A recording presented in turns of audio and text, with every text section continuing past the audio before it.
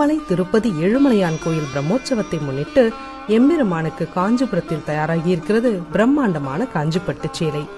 திருப்பதி ஏழுமலையான் பிரம்மோற்சவ விழா இந்த ஆண்டு செப்டம்பர் 27ஆம் தேதி துவங்கி அக்டோபர் 4ஆம் தேதி வரை நடைபெற உள்ளது. இதற்காக திருமலை திருக்கோயில் முழுவதும் வண்ண விளக்குகளாலும் பூக்களாலும் அலங்கரிக்கப்பட்டுள்ளது. 3வது புரட்டாசி சனிக்கிழமை கருட சேவை நிகழ்வு நடைபெறுகிறது.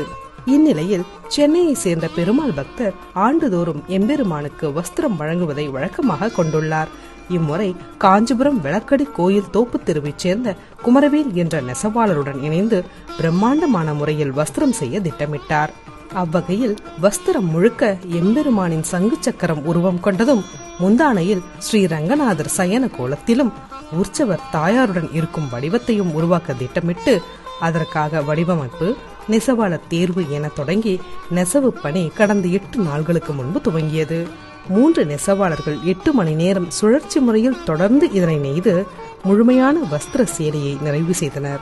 இந்த சேலையை நெய்த நெசவாளர் கூறுகையில், கடந்த 25 ஆண்டுகளில் எண்ணற்ற வடிவங்களில் சேலை நெய்து வாடிக்கையாளர்களுக்கு அளித்த நிலையில் புரட்டாசி மாதம் சற்றும் எதிர்பாராத நிலையில் ஏழுமலையானுக்கு வஸ்திரம் நெய்யும் வாய்ப்பு தனக்கு கிடைத்தது வாழ்நாள் சாதனையாக நினைப்பதாக தெரிவித்தார். இந்த சேலை வடிவமைப்பாளரும் பட்டுச்சேலை உற்பத்தியாளருமான குமரவேல் இந்த சேலையின் சிறப்பம்சங்களை விளக்கினார்.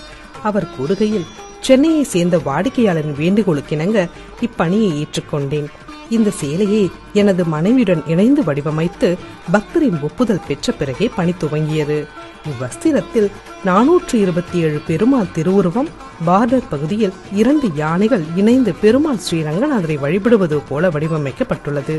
மேலும் ஸ்ரீரங்கநாதர் சயன கோலத்தில் எப்படி உள்ளாரோ அதே போல் வடிவமைக்கப்பட்டும் உற்சவர் தாயாருடன் இருக்கும் வடிவத்தையும் உருவாக்கியுள்ளோம். சுமார் 21.5 முழம் நீளம் கொண்ட இச்சேலை முழுவதிலும் சங்கு சக்கரங்கள் இடம்பெற்றுள்ளதாகவும் காஞ்சி பட்டுக்கு உலகறிய பெயர் தரும் மற்றொரு மகுட வாய்ப்பாக இது அமையும் என்றும் குறிப்பிட்டார். குமரவேல் கூறுவது போல காஞ்சி பட்டுக்கு உலகறிய பெயர் தரும் மற்றொரு மகுட வாய்ப்பாக இந்த சேலை அமையும் என்று எதிர்பார்க்கலாம்.